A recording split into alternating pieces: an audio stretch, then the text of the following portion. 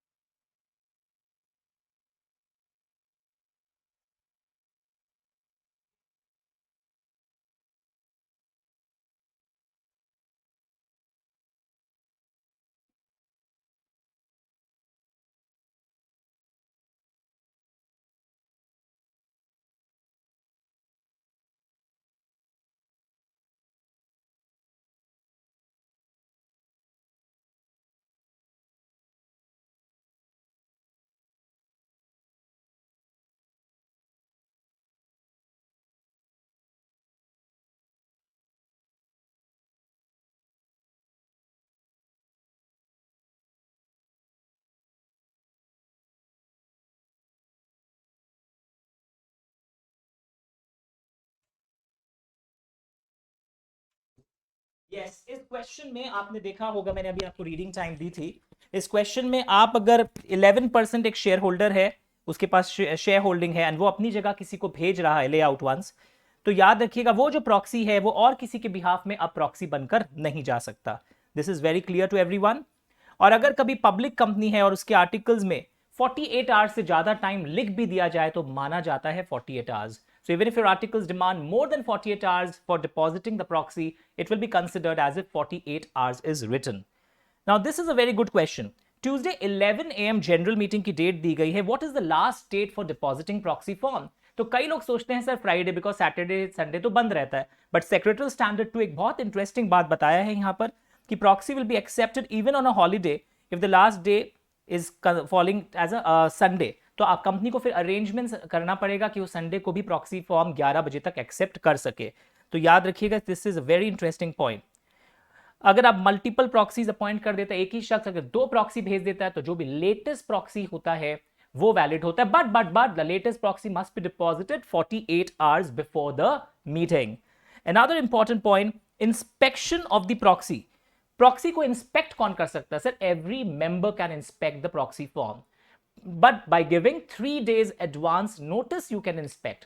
तो एक case study आया, वो 5 दिन पहले एडवांस नोटिस देकर प्रॉक्सी फॉर्म देखने के लिए पहुंच गया, फिर भी मना कर दिया गया क्योंकि वो 2 दिन पहले पहुंच गया था मीटिंग के। सर इसका मतलब लैंग्वेज है during the period beginning 24 hours before the time fix for the commencement of meeting and ending with the conclusion of the meeting. इसका मतलब क्या है कि अगर 19 सितंबर याद रखिएगा, अगर आपकी मीटिंग 20 सितंबर को है, सॉरी 20 सितंबर को 10 बजे से आपकी मीटिंग थी और 2 बजे तक चली थी, तो आप प्रॉक्सी देखना शुरू 19 सितंबर 10 AM से कर सकते हैं, यानी कि 24 घंटा before the starting time of the meeting the proxy can be inspected during the period 24 hours before the time fix for the meeting. And 20 तारीख को अगर मीटिंग है तो 19 तारीख को 24 घंटे पहले से आपकी इंस्पेक्शन शुरू हो सकती है। प्रॉक्सी पर राइटिंग होना चाहिए, proxy form, it must be signed, stamped, ₹1 का रेवेन्यू स्टैंप लगता है उस पर, और फिर जमा होना चाहिए। प्रॉक्सी का जो फॉर्मेट है वो MGT 11 के अनुसार अगर है, 11 नॉट 2, तो याद रखिएगा आर्टिकल्स को अगर स्पेशल रिक्वायरमेंट मांगे तो भी उसका कोई वजूद नहीं है। और प्रॉक्सी इनवाइट करने के लिए कंपनी कोई सजेशंस नहीं दे सकते, किसी शख्स को प्रॉक्सी के रूप में इनवाइट करो, वैसे सजेशंस कंपनी की तरफ से अगर सर्कुलेट होते हैं वो इनवैलिड हैं। पर अगर मेंबर्स खुद ही रिक्वेस्ट करे कि मुझे कुछ सजेस्ट करिए कि मैं किसको प्रॉक्सी के रूप में अपॉइंट करूं, देन इट्स ओके। एंड एक अमेंडमेंट एक्ट 2020 के द्वारा एक अमेंडमेंट आया है, यहां पर लिखा हुआ है कि अगर इस टाइप का कोई सर्कुलेशन कोई करता है तो पहले फाइन ₹1,00,000 तक लगता था ऑफिसर्स इन डिफॉल्ट पर, जो भी इस टाइप का सर्कुलेशन करते थे suggesting the list of some proxies name. But अब ये 50,000 हो गया है, 1 लाख से it has been reduced to 50,000 after the amendment act 2020। And if a company is not aware about the death or insanity of the member, तो proxy अगर आके vote दे दे और ओरिजिनल शेयर होल्डर मर गया हो या पागल हो गया हो तो भी प्रॉक्सी का वोट्स वैलिड है, बिकॉज कंपनी को तो पता ही नहीं है कि ओरिजिनल शेयर होल्डर के संग ऐसा ऐसा हुआ है, तो प्रॉक्सी के वोट्स पर कोई आंच नहीं आएगी। Now another important thing, joint share holders में कौन प्रॉक्सी कौन जाकर वोट डालेगा? द ज्वाइंट शेयर होल्डर में the senior share holder has the right to vote either personally or by proxy, और सीनियरिटी यहां पर डिटरमिन होती है the order in which the names appear in the register of members and not according to the age. और उसी तरह यहां पर हमने और 2 क्वेश्चंस किए थे। चेयरमैन के पास कास्टिंग वोट होता है कभी कभी, yes, when the votes are equal and articles give them this power. और याद रखना प्रॉक्सी रजिस्टर में जो इनवैलिड प्रॉक्सीज होते हैं उनका भी डिटेल्स दिया रहता है, जो साइन नहीं है, स्टैम्प्ड नहीं है, देरी से आए हैं, उनके डिटेल्स भी प्रॉक्सी रजिस्टर में लिखने पड़ते हैं as per the secretarial standard 2। Another thing, voting rights पर रेस्ट्रिक्शन। तो सेक्शन 106 बोलता है पब्लिक कंपनी अपने आर्टिकल्स ऑफ एसोसिएशन के थ्रू वोटिंग राइट्स इन ग्राउंड्स पर रेस्ट्रिक्ट कर सकती है। क्या क्या ग्राउंड्स यहां पर दिया गया है अगर आप देखोगे, नॉन पेमेंट ऑफ, लैंग्वेज मिल रहा है, कॉल मनी नहीं भी आपका आया, कॉल्स इन अरियर है या कोई अदर सम ड्यू है या कंपनी कोई लियन एक्सरसाइज करे, इन ग्राउंड्स पर आर्टिकल्स के थ्रू पब्लिक कंपनी रोक सकता है और कोई ग्राउंड पर पब्लिक कंपनी नहीं रोक सकता। ये क्लियर है? सर एक बात बताइए, मेरी आर्टिकल्स ऑफ एसोसिएशन साइलेंट है, तब क्या एक public company voting rights calls in arrears पर रोक सकती है? तो भी रोक सकती है। सर कैसे, मेरे आर्टिकल्स ऑफ एसोसिएशन में लिखा ही नहीं था वोटिंग राइट्स रेस्ट्रिक्ट होगा। तुम्हारे नहीं लिखा था, बट टेबल F जो मॉडल फॉर्मेट ऑफ शेड्यूल 1 है वो ऑटोमेटिकली अप्लाई कर जाएगा। सर मेरा आर्टिकल साइलेंट और मैं नहीं चाहता हूं कि टेबल F मुझे अप्लाई करे, वोटिंग राइट्स इस ग्राउंड्स पर रेस्ट्रिक्ट करे, तब तुमको लिखना पड़ेगा the table F is excluded. If you don't exclude table F then table F automatically applies to you. तो this is a very important catch जो हमने यहां डिस्कस किया था कि if AO is silent, can you still restrict the voting rights? Yes, because table F automatically applies if table F is not excluded. तो भी public company इन grounds पर restrict कर सकता है। और प्राइवेट कंपनी अपने आर्टिकल्स के थ्रू और ग्राउंड्स भी लिख देगा और उन और ग्राउंड्स पर भी वोटिंग राइट्स रेस्ट्रिक्ट कर सकता है। तो you have to be very careful in exam about the name of the question कि पब्लिक या प्राइवेट है, और आर्टिकल्स के उस क्लॉज के बारे में भी आपको बहुत सतर्क रहना पड़ेगा।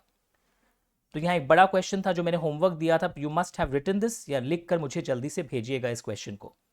और इसी क्लास में हमने कुछ पीपीटीज भी देखे थे, प्रॉक्सी वाले क्लास में ही, yes, casting vote of chairman के बारे में था, and restriction on voting rights, articles के थ्रू आप रेस्ट्रिक्ट कर सकते हैं, और आर्टिकल्स अगर साइलेंट है and table F is not excluded then voting rights are restricted for non payment of call money, and private company और भी ग्राउंड्स पर वोटिंग राइट्स को रेस्ट्रिक्ट कर सकती है।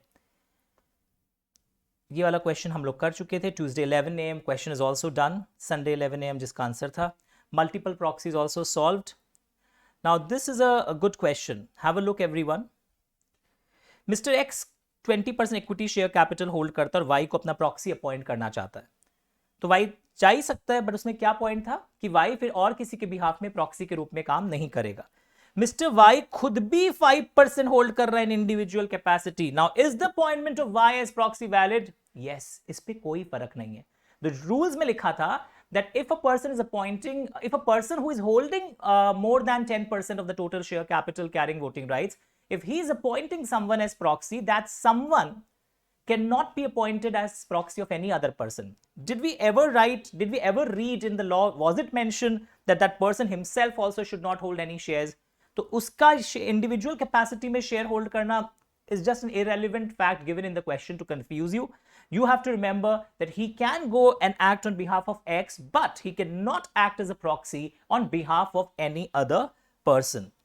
तो प्रॉक्सी के बारे में देखिए, बेचारा कोरम में काउंट नहीं होता है, बोल नहीं सकता है, ये सब बहुत सारे पॉइंट्स यहाँ पे दिख रहे हैं. Rest all the points we have already covered initial discussion में, जो मैंने बुक्स के आपको दिखाए थे. प्रॉक्सी फॉर्म के लिए आपको इंस्पेक्शन कब शुरू होती है वो भी वी हैव डिस्कस, और 50 वाली बात भी हो चुकी थी. एंड इसी क्लास में हमने चेयरमैन या नोटिस वाले क्लास में पढ़ा था, तो वो भी रिवाइज कर लीजिएगा. Thank you so much. And one more thing कि आपको प्रॉक्सी जो है, रिवोकेशन जो है प्रॉक्सी का, रिवोकेशन आप कब कर सकते हैं प्रॉक्सी का? You can revoke the proxy any time before he votes, या पर्सनली मीटिंग में पहुंच जाइए तो प्रॉक्सी ऑटोमेटिकली कैंसिल हो सकता है, जो यहाँ पर हमने लिखा था. तो आई एम अज्यूमिंग कि you have revised all the points. All the best. Bye.